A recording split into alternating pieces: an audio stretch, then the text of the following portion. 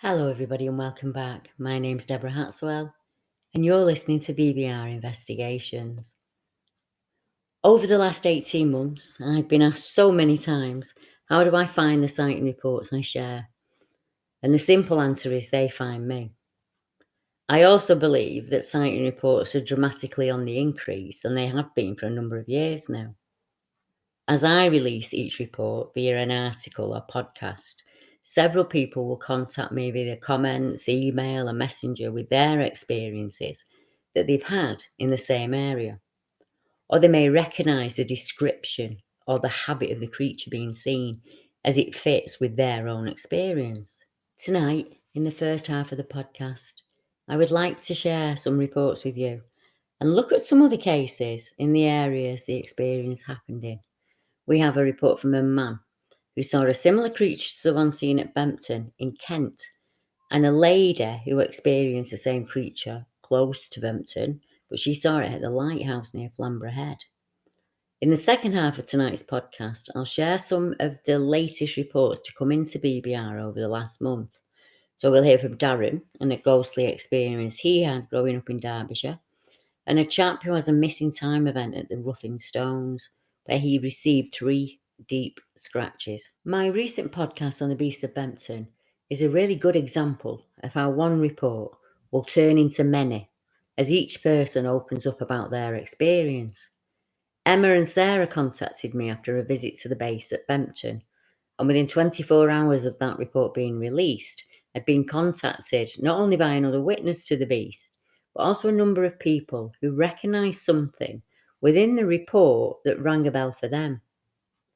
To give you a quick recap for any new listeners, at the RAF radar base on Bempton Cliffs in Yorkshire and all along that stretch of coast, there are reports of multiple UFO events, the feeling of being watched or a feeling of dread or doom. Strange creatures are often seen reported, often in packs, and at least 3 that stalk and shadow the humans out of the area. It is said that the creature will hide and will move strategically along, and at certain times the movement in the dark or the eyeshine of the creature is the only thing that gives them away. Emma and Sarah went to the area at the end of August 2022, and they saw a number of creatures that had a very canine feel to them. And as the ladies moved back to the area where they'd parked their car, they were followed by these creatures, and the unknown animals were spotted by the ladies a number of times. The next day, the ladies went back to the area in daylight and then met a dog walker who was a local lady in her 60s. And she shared that she'd seen a strange canine-looking creature at Bempton Pond in 2021. When I released that onto Facebook, I got a comment from a lady, a visitor to Flamborough Head, and she wanted to share her experience along the coast that happened in 2021. She said, 2 orange eyes, it flanked us. I saw your post on the Beast of Bempton, and I wanted to share my experience with you that happened on a visit to the area in 2021. I saw a set of big orange eyes that were watching us from about 10 to 12 metres away. They were just staring at us in the dark. This was at Flamborough Head and very near to the lighthouse. I've searched on the internet for any eyes of any animal that resemble what I saw, but I can't find any. Whatever it was seemed to be stalking us, as it was flat to the floor, and it stayed that way all through the event. I would say the look in the eyes confirmed this. When I swung my torch a second time, it flanked us and was making a retreat, as I only saw the eyes sideways. Despite the torchlight, I never even glimpsed a body, so I'm presuming it was very dark in colour, and in poor light it blended in with its surroundings. It's been a year since I saw it, and I still have no idea as to what it was. During the premiere of this podcast on YouTube, that always happens on a Saturday at 8 p.m, I run a live chat option for listeners so they can comment or ask questions or just talk to each other. The podcast featuring the report made by Emma and Sarah aired just last week on YouTube. And during that video, a listener commented in the chat about their experience at Bempton Cliffs that they were happy for me to share with you all. Alien Woods is his YouTube handle, and he said, we saw a creature at Bempton that looked like a donkey and it had a wolf's head. He said, "We chased after it, but by the time we reached where it had been, it was gone. Then the Land Rover tried to run us over in a wagon. And there were 3 of us out that night. It was only about 7 p.m. and it looked like a really weird donkey." Now, if you remember the report made by Sarah and Emma, you'll know that they stayed in Rudston during their visit to Bempton. And it was at the mention of this place that my co-host Deborah Singleton shared something with the group in chat. Deb said, "Around 6 years ago now, my friend was moving house. And on the day my friend moved to Rudston, a man who he didn't know approached him and asked if he was moving into the area. When my friend replied yes, the man told him not to go out after dark and to keep his doors and windows locked. When my friend asked why, the man explained that there were some mad men out there and he walked off." Now, Deb isn't sure what this man was referring to, and she felt that Rudston was a quiet little place. But I am sure there are folk out there that will put us right, as looking where it's situated, I hazard a guess that there will be a number of UFO and paranormal reports if we just dig deep enough or ask the right questions. If you know any, please let me know. Now, a number of people also contacted me about something in the description of the beast at Bempton that reminded them of an experience they had in a different area of the UK. One chap reached out to me and shared his experience in Ramsgate, Kent, on the southeast coast, also an area with a number of old Ministry of Defence land and buildings that's been left after the 2 wars. He said, "I saw your post about the strange creature that was seen by Emma and Sarah on the Yorkshire coast at RAF Base at Bempton. I'm curious to know what animals reflect yellow or gold eyeshine. I've seen just that from approximately 30 to 40 feet away. Despite the distance, the eyes look to be a good 10 to 12 inches across. I dread to think of the size of the body of that bloody thing." He said, "I didn't see this at Bempton. I saw it in the park 2 years ago in Ramsgate about this time of year. It got really dark whilst out and I was walking with my 1-year-old pup. She picked up on something and wouldn't proceed in the direction we were heading.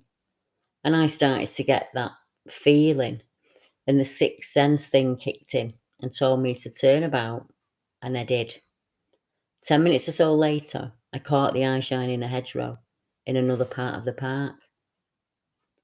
As I read the message left for me by the witness, I realised I'd marked a section on my map because of a report I'd taken a number of years ago. I'd made a note, I'd put a pin there.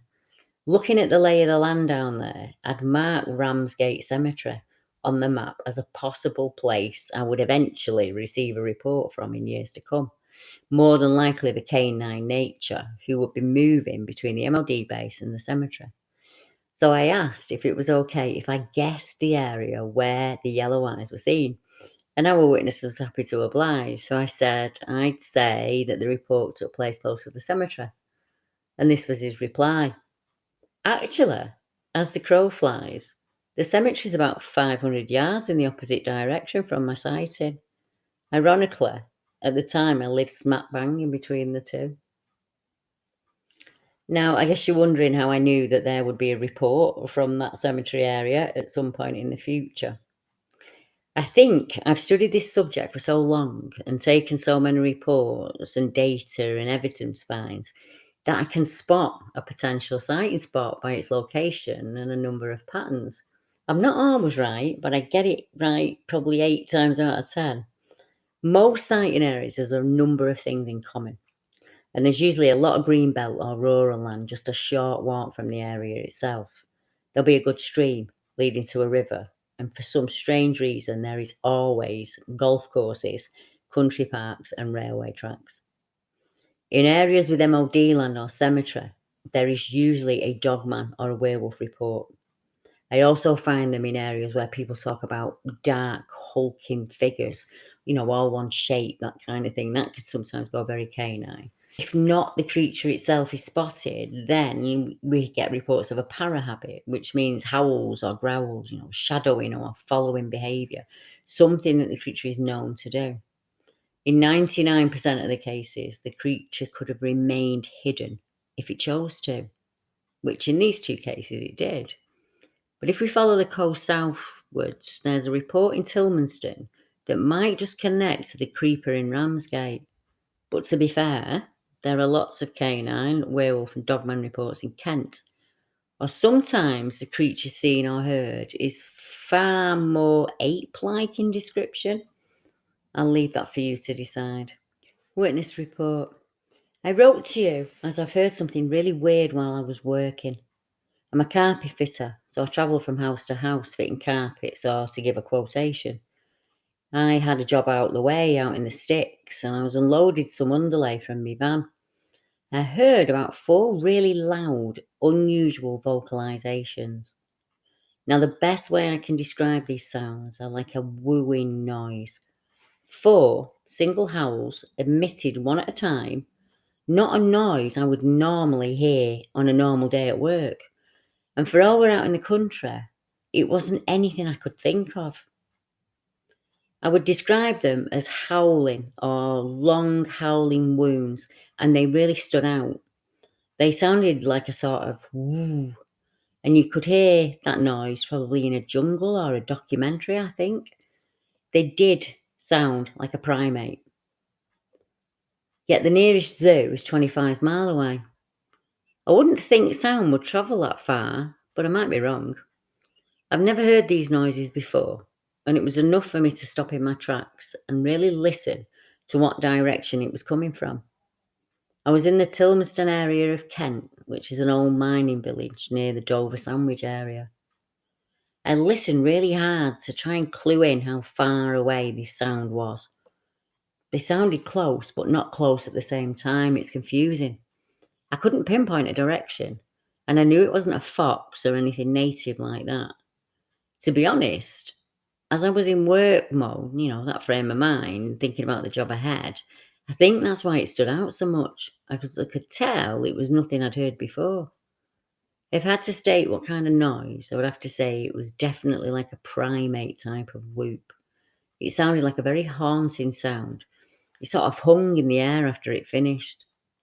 It wouldn't have sounded out of place in a jungle, but in the middle of Kent, it did, which makes it very hard for me to explain. Another chap contacted me via my Facebook page, and he asked what the lady who saw the creature in Flamborough had meant when she said, whatever it was, it seemed to be stalking us, as it was flat to the floor. I would say the look in its eyes confirmed this. He also added a statement of his own, and he said, I've seen something very similar here in Nottingham as the thing witnessed on the Yorkshire coast. What I saw had unusually large oval-shaped eyes. It had a flat face and it was against the ground. I even recognised the oddball behaviour of the animal. When the witness said, the look in the eyes confirmed this, is she perhaps referring to some kind of clear, emotive expression? Because the animal that I saw was calm. It never panicked or bolted. It scowled at me like Clint Eastwood, and then it lay back down in the darkness. And when it did that, it was like a reptile submerging beneath the water. That sentence alone is enough to fill you with chills.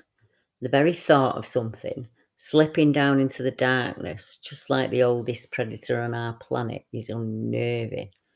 There are a lot of dark places in the world for a creature like this to hide. Nottingham has several reports of creatures to pick from. The next report I found really creepy, and I think you may too. And it took place in Bilbury in Nottingham in '94. He had to walk past Harvey Haddon Stadium in Bilbury, and he'd taken the girl back to her home, and he's walking back again by himself. And he said, I was just going to cut through, just minding my business. And then I heard a blood-curdling growl. I just froze. I was so scared, and I turned around, and I couldn't believe what I saw. There was this thing, and it was looking at me, and it was about 7 feet tall. It had a really heavy build, and it had black fur all over its body. I'm 6'8", and I am scared of no man, but this thing scared the living hell out of me. I started to back up, bit by bit, and it just stood there and looked at me, and then it started to come towards me, and I ran like mad. I don't think I've ever run that fast in my life before me. I knew it was behind me all the way home. I could hear it. I could hear it breathing, and I could hear it running. And how I managed to get home, I'll never know. My dad asked me what had happened, and I told him, and he just said it was a trick of the light or my imagination. And I tried to convince myself of that. But I was so wrong. A year or so later, I was walking over the place with my girlfriend's brother.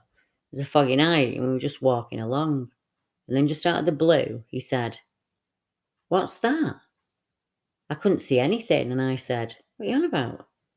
And then he pointed at this crouched thing. I literally could not believe my eyes. It was moving through the fog swiftly, and then it stopped. And that's when I heard the growl again, and we both set off running.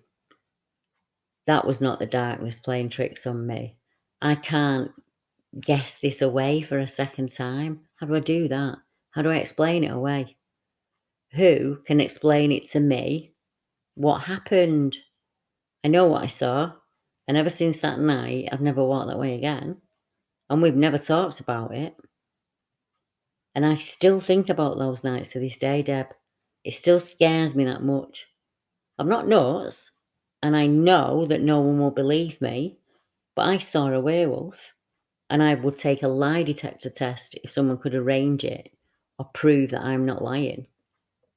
The creature that I saw was crouched on all fours, and it was still huge, at least 5 feet high. And if it had stood up to its full height, I think it would have been around 7 foot tall. It was very broad across the chest. The width was bigger than mine, and I have a 50-inch chest. It was massive and all black in colour, with longish arms, and it was very dark and hair covered. But I'm sure that it had a dog's head. I do remember its eyes. I will never forget them, or the colour that they were. They were yellowish. To be honest, I was so terrified. I don't think I will ever forget that night. I don't think many of us would forget an experience like that. It does stay with you for years, and you rerun it constantly through your mind, but it never goes away, and you can never explain it away. I think I'd feel like the lottery if somebody could tell me just anything to explain away what I saw that day, and I know so many others who are the same. Now, in the second half of our podcast, I would like to share some of the latest reports to come into BBR over the last month. First, I'd like to share an update from Wolfie. Our regular listeners will know who I mean when I say Wolfie. A young lady I'm in touch with in Scotland has had an experience with something that would be classed as a dogman or a werewolf since her early teenage years. She was never afraid of him, and on occasion she would put him sternly in his place. He seemed to be known to her parents, and her mum had seen a strange creature when she was out in the fields with the dogs. Our young lady saw the same or similar figure, and she said the dogs began growling towards the bottom of the field, and I wasn't sure what they were growling at until I saw a tall, dark figure. The figure was standing quite far down the field, so I couldn't make out any features. And suddenly the figure dashed into the trees and the shrubs surrounding the bog. One night I was walking along with the boundaries of the field with my dog, and I had my little pocket torch, and the dog growled up on the banking. I shone the light up towards the train track, thinking there must be something up there, and I caught some amber red eyeshine in the torchlight. We even heard growls in the garden at night. There were other occasions when our witness was out with a rescue dog, and the dog far outweighed her, and she found herself on a lonely track with a dog picking up on her fur. It didn't take long for Wolfie to make himself known. She said, "A growl came from the bushes where the fence was, and I realised that there was a drop behind the fencing, and that the shrub was just the top of a small tree. I was looking down at the dog's head as I tugged on his lead, and I saw a furry thigh emerge from the twiggy foliage, and it moved out towards us. I didn't look up, I swiveled my hips, and I dragged the now snarling dog down the road." There have been many other times that Wolfie has interacted with our witness, And if you want to hear the full in-depth account, you can find it on my YouTube podcast. Our witness left Scotland. She now lives abroad. She contacted me this month to give me an update on how she was and also to share something her uncle had told her she felt that I'd be interested in. She said, I was speaking to my uncle Deb and Wolfie came up in conversation. I believe he'd been watching something about Skinwalker Ranch on TV, and I made an offhand comment about seeing things like that myself over the years. He didn't seem shocked. Well, as discussions do, one thing led to another, and I'll try and explain what my uncle told me. He said that back in the 1970s, very early 80s, my mum kept horses on a yard up by Campsie Fells near Glasgow. My uncle would often be with her and her friends as they fed and settled the animals for the night, or if they were out riding late in the summer and autumn months.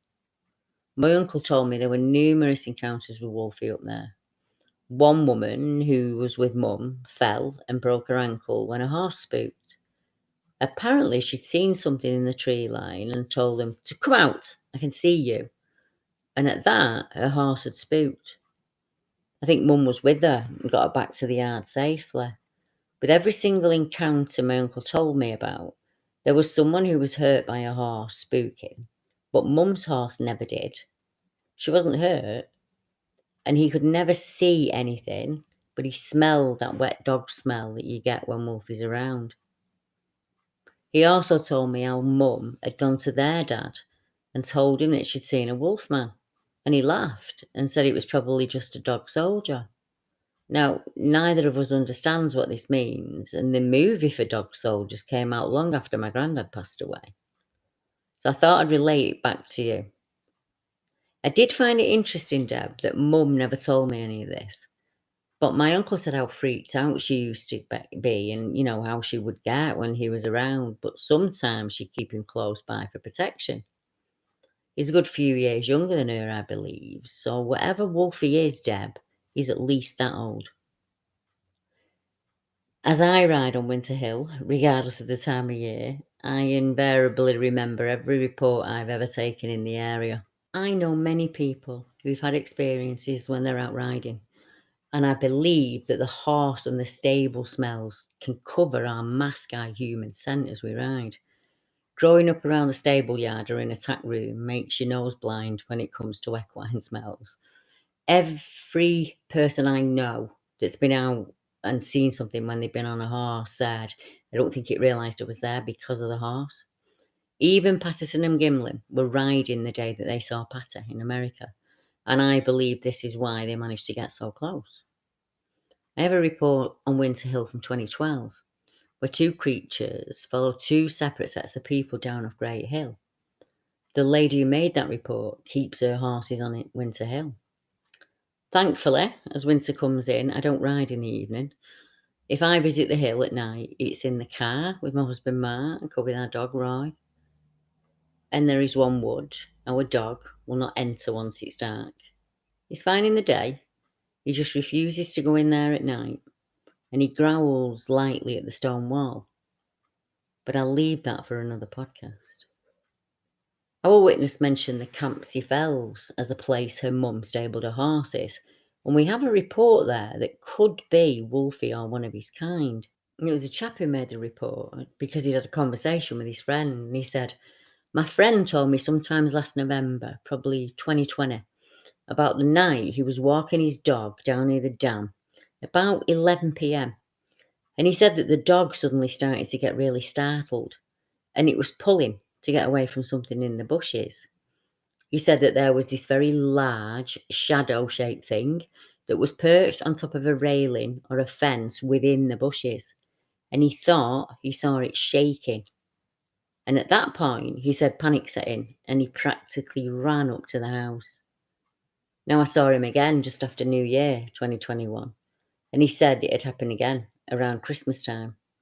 But this time, he didn't see anything. He just heard something moving about in the bushes.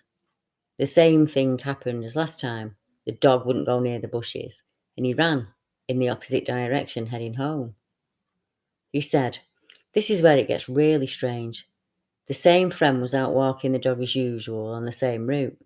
It was daytime and he met a lady he knew, and she was walking her dog, and he casually said to her about his dog being a bit of a wimp recently, and he explained to her what had happened. And my friend then said to me that the woman looked very shocked, and she said she was surprised to hear this, as she too had witnessed something odd she didn't recognise down in that area when she was out walking her dogs a few days before. He said, I think there's more to this, because there are large woodlands in that area, and it would be interesting if anyone else had any similar experience, but I didn't think of telling anyone at the time. I have posted a request on the Glasgow Hidden Forums to see if anyone else has had any other odd experience there. I had a look, and there are a number of reports close by the two areas that Wolfie was seen in. The one where our witness lived, and the area her mum grew up in.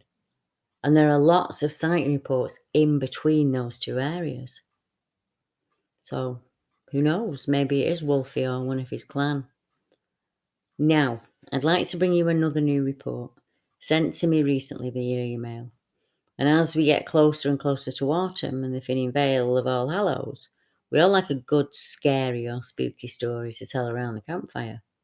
I'm no different to anyone else. The joy of being sent new reports never diminishes. I get just as excited now as I did back when I started out. I have the luxury of having so many reports coming in. I don't have to buy books. I spend many a coffee moment reading all of the reports that come in here. When this report came in just this month, I knew I wanted to add it to our latest podcast. I received this report in the same way I did all of the other reports I've shared here tonight. In August, I shared a community post on YouTube asking if any of my listeners had ever seen a ghost. A gentleman named Darren commented on YouTube about his experience in the Buxton area, and he then contacted me via email. And I'm very glad that he did. He shared the following experience with us. Darren said, I commented on a YouTube post where you asked whether anyone had ever seen a ghost. The comment I made was very brief, so I thought you might be interested in a bit more detail of the events. On the estate where I grew up in Buxton, there was a house in which 3 children perished following a terrible tragedy on Christmas Eve, I think in the early 1970s. As the story goes, the father had gone to the pub for a Christmas drink, and mother, thinking the children were asleep, had popped next door for a Christmas drink with the neighbours. In those days, most of the houses still had coal fires, and tragically it seems the children, the oldest being about 5 years old, had come down and must have pulled or disturbed a coal out of the fire, and sadly it set the whole house alight. There was a pub just up the road, and I was told that when the alarm was raised, a lot of the people from the pub came running down to try to get the children out before the fire brigade arrived. Unfortunately, the house was too well ablaze by then, and all 3 of the children perished. Moving forward about 14 and 15 years, a friend and I were invited by a couple of girls to join them babysitting at this house, which we were willingly agreed, being we were 14 or 15 at the time. Now, we'd heard the rumours about the house being haunted, but I never really paid much mind to it. So on the agreed night, we went round to see these girls, and I can clearly remember when we got there, only one girl was there, and as my mate and I sat down in the living room, she asked if we wanted a brew. We both said yeah, so off she went into the kitchen. It was at this point I got the most incredible, unnerving feeling, which seemed to run all the way down my spine from top to bottom. I turned to my friend who was sitting next to me and said, "They're here." And he looked at me with a blank face and just said, "Who?" And I said, "Them ghosts. They're here."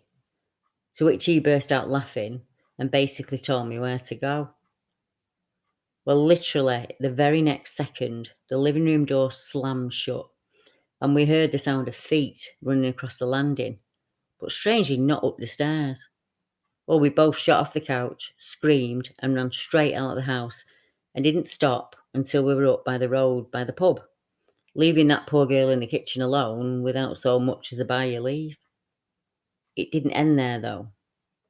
Maybe a month later, we went back to the house, only this time there was 6 or 7 of us, all sitting in the front room watching a video, including the young girl who our friend was looking after. Now, as you can imagine, I'm a 15-year-old lad in there with his 15-year-old girlfriend, and we decided to sneak upstairs into one of the bedrooms. And while we're in there, kissing on the bed, the door handle started rattling. It went up and down, like someone was trying to get in the room but couldn't get the door open. At this point, I didn't think it was anything other than one of the guys from downstairs playing a prank on us. In fact, I even said to my girlfriend, "Stay there, it'll be one of them jokers from downstairs." I jumped up off the bed and I grabbed the door handle, which, by the way, was still rattling in my hand, and I pulled the door open to find an empty landing. I still didn't think anything spooky was going on at this point, so I was convinced that it was someone from downstairs. I checked all of the other bedrooms, and then I legged it downstairs straight into the living room where everyone was sat engrossed in whatever video they were watching. It was at this point I started to panic, and it was clear by their reaction when I asked who'd just been upstairs, it wasn't them. There was no smirking, no knowing looks or nods or giggling, just blank faces. It was then it occurred to me that the door handle was still rattling in my hand when I'd got a hold of it and I opened the door.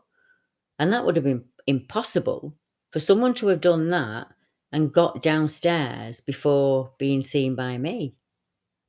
I went back upstairs. I saw my girlfriend to come down, and I said it was time to go. I never went back to that house again, but I did speak to the babysitter about it, and I asked if anything had happened while she was there. And she told me she often heard footsteps running across the landing, and that lights would just come on and go off randomly with no one in the house. She wasn't bothered by it. She also told me that the house had been exorcised on at least 2 occasions, but with no success. As I said, I never went back to the house. But strangely, I was walking past it perhaps 10 years later, and I got to thinking about the events of that night. There was a netball pitch right outside the house, which had floodlights on it. And as I got level with the house, all the floodlights flashed on, making me turn to look at them. And then they went off. It must have been for no more than a second. Those lights actually freaked me out the most, as I had the same feeling go down my spine that I had years earlier when we were in the house. This was a Sunday night in winter, probably 10 p.m. The netball courts were all locked up and in complete darkness. I've never had any more paranormal experiences, but I thought you might have also been interested to hear that story. Everything I've told you is absolutely true, as it absolutely happened to me. Darren. My heart goes out to that poor family involved in this tragedy, and I wonder if the family still live there and they're going about their daily business as they did when they were alive and all together. I hope so. Our next report happened in North Wales, and it was a case where the witness received 3 scratches on his body. He said, "Myself and my wife booked to stay at Ruthin Castle. We went on the 19th and 20th of September 2021. On Monday night, after we finished a meal around 9 p.m, we decided to have a walk around the grounds, as I'd seen some standing stones in a field on the edge of the forest by the castle and I wanted to visit them. I said to my wife that I wanted to go over and see them. She decided she didn't want to go and see them, so I ventured out on my own to have a look around the stone circle. I proceeded to walk around the edge of the stone, 13 of them in total, and I touched them as I walked. And then I walked into the centre where there was the biggest stone, and it was flat and looked almost like an altar. And as I sat on the middle stone, it felt to me as though it had only taken 2 or 3 minutes to walk around the stones. I felt a cold breeze going over my neck and my shoulders, and then I felt my phone vibrating in my pocket, and it was my wife asking where I was. I realised I'd missed 3 texts and 2 phone calls for her, and apparently I'd been gone for a good 10 minutes, but to me, it didn't really seem like that. I told her I was coming back, that I met her, and I didn't think any more of it, and we went to bed. I got up the next day early as we were leaving, had a shower and breakfast, and we checked out at 10 a.m. We went around the nearby town, then home. Later that evening, I felt my right shoulder was a bit sore, so I asked my wife and daughter to see if there was anything there. And much to everyone's amazement, I had 3 deep scratches on my shoulder, and they were still bleeding. I received so many replies to my question of who has seen a ghost that I will bring you those experiences on a later day when I have compiled them all. Over the next few weeks, I have some projects ongoing that I think you will all really enjoy. I'll be speaking to and interviewing a number of witnesses who have never before shared their experiences with the public. We will hear of ongoing activity in a town close to mine. We'll chat with Michaela Cook as she explains her experience that happened this month on the A6 when she saw a man with only half a face, followed by a vanishing house and some secret projects for the upcoming autumn months, and I think you'll enjoy them. If you enjoyed tonight's episode, please drop me a comment as it really helps my channel to grow. If you've got any information on any of the cases I've mentioned here tonight or would like to investigate any of them, just get in touch by the description below. I post content like this every week, so please follow, subscribe or like, and share the video if you can. Or visit my Patreon for exclusive and early sighting reports. I'll be back the same time, same day, next week. Good night, everyone.